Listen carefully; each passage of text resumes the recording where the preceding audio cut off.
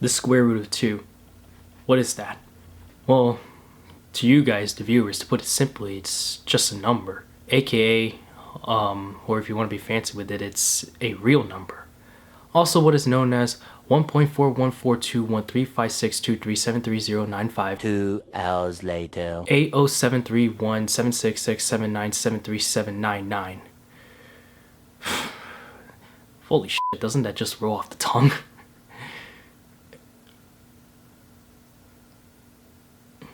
Yeah, anyways.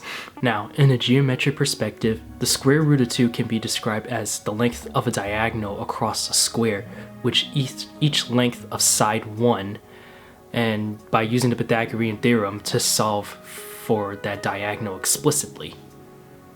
You guys still remember that shit from high school or middle school? If not, then don't worry about it.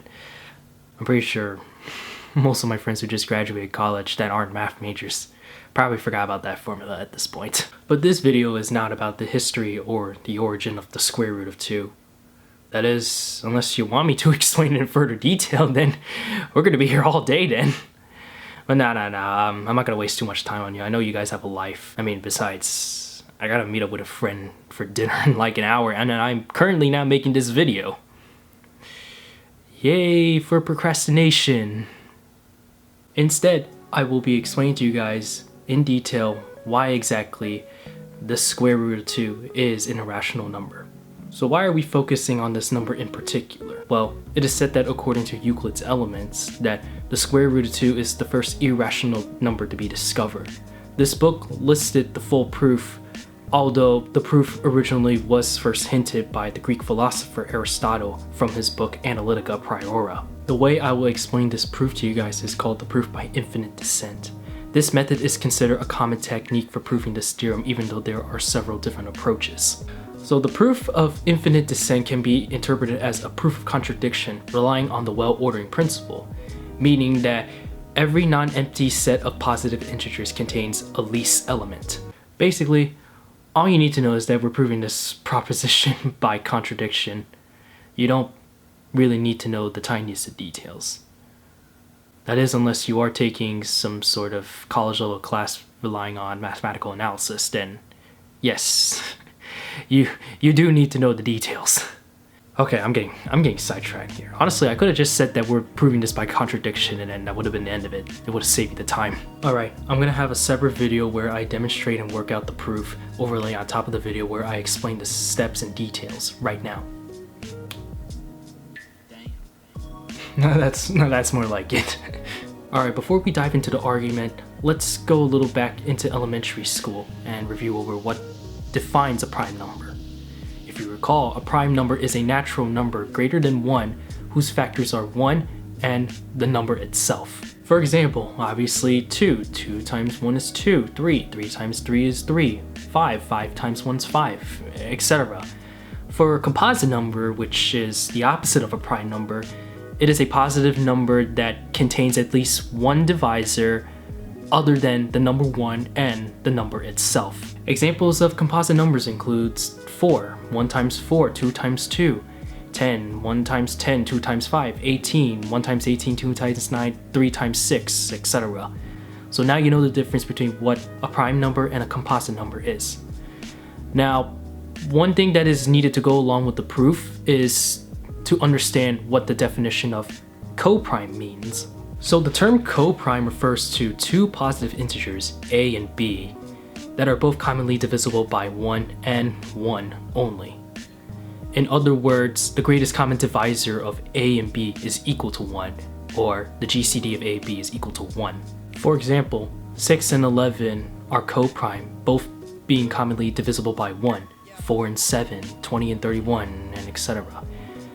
It is also good to mention that both the numerator and denominator of a reduced fraction are coprime. One abstract concept to mention is the properties behind odd and even numbers. So what exactly defines odd and even numbers?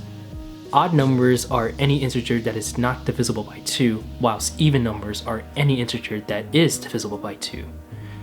So now that's out of the way, let's take a look at how the operations behave with both these types of numbers. So with the properties of addition and subtraction, whenever you have two odd numbers, addition or subtraction, odd plus or minus odd, the result is going to be an even number. An even number plus or minus an odd number, or vice versa, odd plus or minus even, the result is going to be an odd number.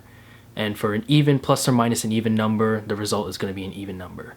Now for the properties of multiplication, odd times an odd number gives you an odd number, odd times an even number gives you an even number, and an even number times an even number gives you an even number. Keep in mind that for division, a whole number divided by another whole number does not necessarily result in a whole number, meaning that it will not be defined as either odd or even. For example, 1 over 4. 1 divided by 4 is equal to 1 over 4, which 1 over 4 is defined as a rational number, which rational numbers cannot be expressed as either an even or odd number. I said that earlier we wouldn't be here for long, and look how long I've been trying to explain the preliminaries. I'm currently recording this. It has been 20 minutes, 39 seconds as of right now, unedited footage, raw footage, and we haven't even started the proof. That's kind of just unbelievable if you ask me. But anyway, now we can actually start working with the proof now. Now let's start off the proof by assuming that the square root of 2 is a rational number. So with that, let's define a rational number a over b such that a and b can be any integers and that b does not equal 0.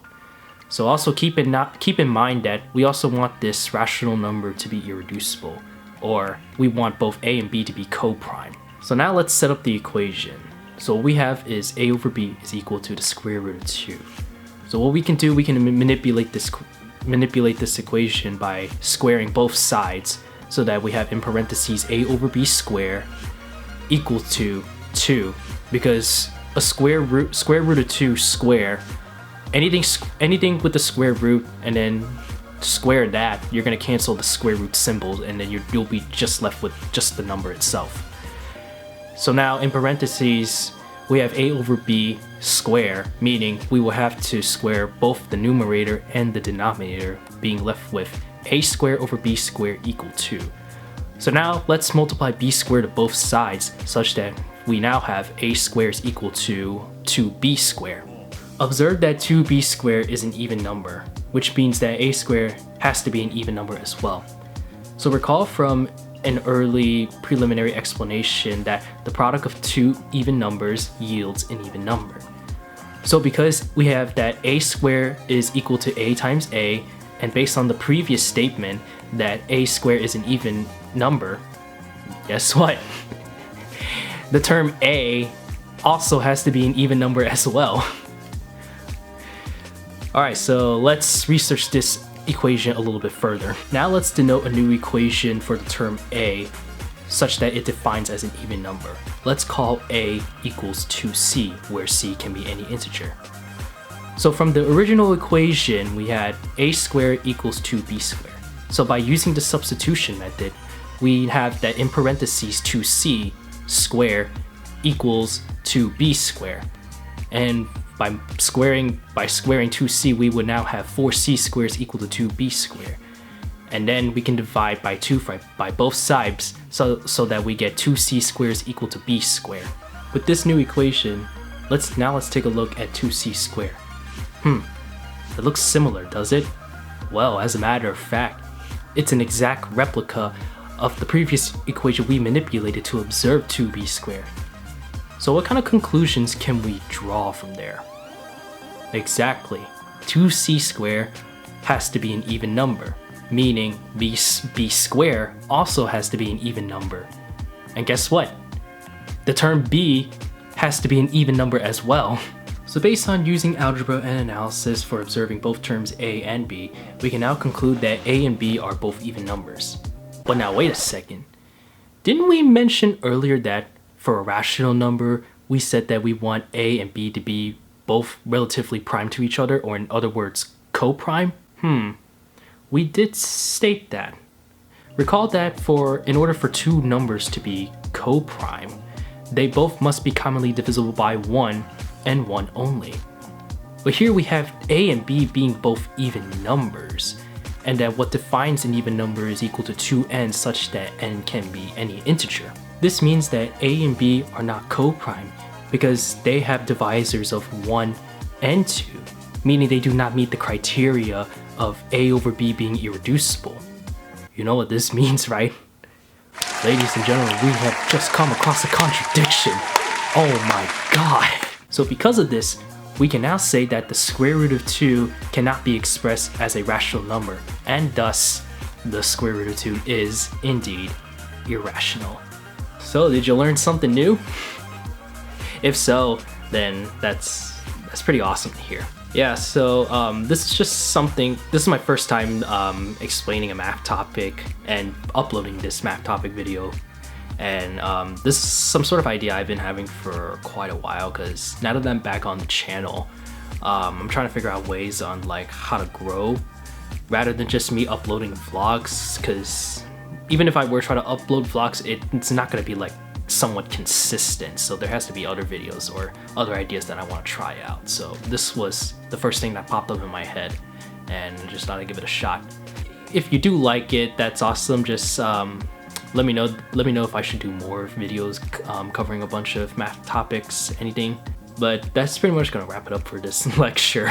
I know it's kind of weird me saying lecture, but if you do enjoy this video, give it a like, comment, subscribe to the channel if you're new. I also have Instagram that will be linked into the description and on the top of the video if need be. I gotta breathe. I've been talking too much. This explanation was pretty like difficult for me to like retain all that information in just one go. So, but hey, I pulled it through, you know. As I said earlier, you can subscribe to the channel. I have the end cards here. You can watch my previous vlogs that I went to Destin, Florida. If you haven't checked that out, definitely check that out. It's quite a journey. But anyway, other than that, then that's gonna wrap it up. So thank you guys so much for watching, and I will see you guys in the next video. I don't know why I did this. It's a bit crazy.